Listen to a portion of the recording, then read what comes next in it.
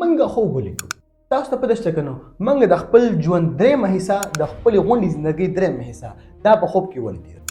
منګه دماغ ولې مجبوره کیږي چې منګ له خوب راشي. منګ د شپې ولې ویده کیږو او د خوب په دوران کې زمونږ په دې دماغ کې دنده څه کیږي. نو ساینټیست دا خبره کوي چې خوب تش آرام نه دی بلکې دا زمونږ د دماغ او د جسم لپاره یو طاقتور نظام دی. اوسو خوب یعنی سلیپ څه ته وایي؟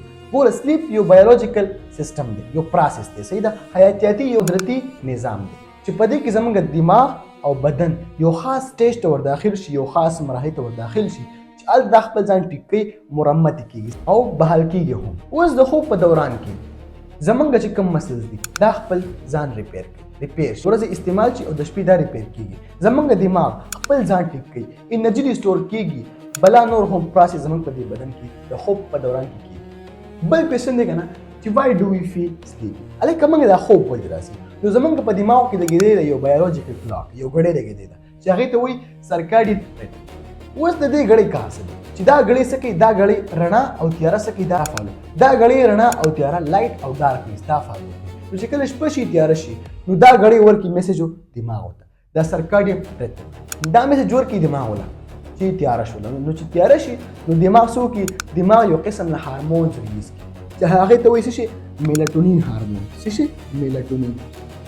میلاټونین قسمه هارمون څه کېږي؟ دا زمونږ د دماغ څه کېږي؟ دا ریلیز کېږي. چې کله دا هارمونز ریلیز شي نو بیا زمونږ باندې سترګې پټې پټې کېږي، موږ له خوب راځي او زمونږ دماغ دا میسج راوړي چې لکه ویده شه، ستا باډي ته د آرام ضرورت دی.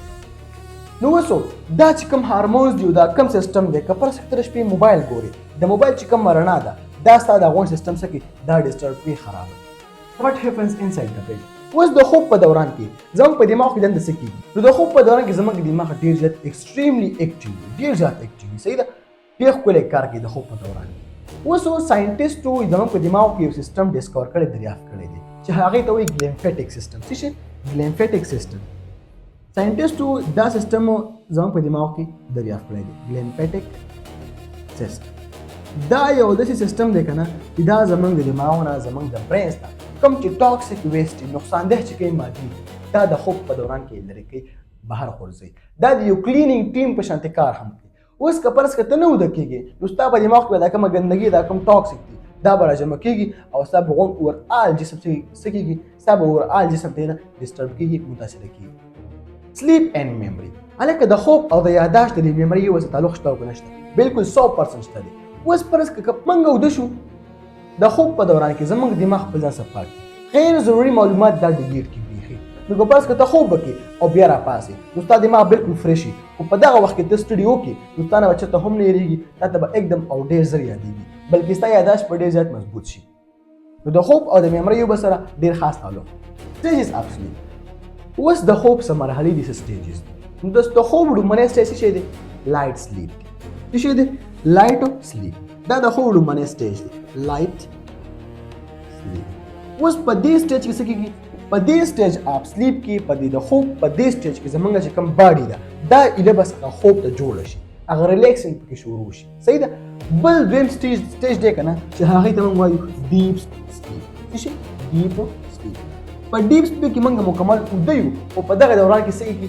په دغه دوران کې زموږ په دې باډي کې چې کوم مسلز دي هغه جوړېږي، پټې مضبوطېږي، صحیح ده، او بل انرژي ریسټور کېږي زموږ باډي کې، موږ فزیکلي ډېر زیات طاقتور کېږو او تیارېږو. بل درې نمبر سټیج دی که نه د خوب که نه چې هغې ته وایي REM سلیپ. هلکه اوس REM سلیپ څه ته وایي؟ نو ریپډ آی موومنټ سلیپ. دې ته موږ وایو د ډریمینګ سټیج اف سلیپ. په دې سټیج اف سلیپ کې موږ څه وینو؟ موږ وینو خوبونه. نو په دې دوران کې زمونږ دا باډي، زمونږ دماغ دومره طاقتور شي چې موږ ته خپل ځان اکټیو ښکاري. فرض که موږ د خپل ځان داسې ښکاري که نه چې موږ په دې دنیا کې ګرځو، نو بیا په دغه وجه باندې موږ خوبونه وینو. What happens if we don't sleep؟ اوس څه به وشي که فرض که موږ خوب وینو، ویده کېدل سټارټ. نو د خوب نه کولو سره زموږ دماغ او وجود دواړه څه کېږي؟ دواړه ډسټرب کېږي، ډېر زر متاثره کېږي. نو څه به وشي که فرض که موږ خوب ونه کړو؟ موږ ته به راځي هارټ پرابلم، د زړه مسلې هم راتلی شي، صحیح ده، یاداشت کمزوری کېږي، زموږ چې کوم امیون سیسټم دی دا غونډ تباه کېږي. نو خوب ډېر زیات ضروري دی. خوب تش آرام نه دی بلکې دا خوب ته عرش په تیارۍ د بل سحر ته فزیکلي فټ. زموږ چینل سره سبسکرایب کړئ او په یو بل ویډیو کې ملاویږو. والسلام.